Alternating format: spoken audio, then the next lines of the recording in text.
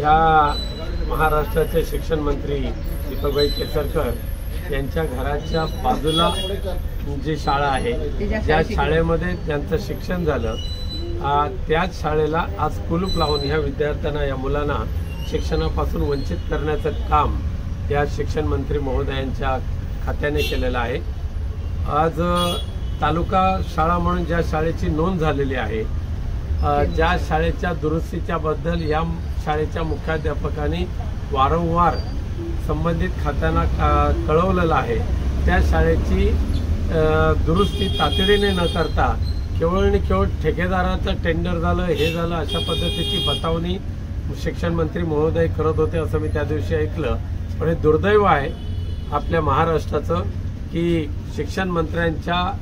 घराच्या बाजूलाच असलेली जिल्हा परिषदेची शाळा कोसळते आणि विद्यार्थ्यांना शिक्षणापासून वंचित व्हावं लागते।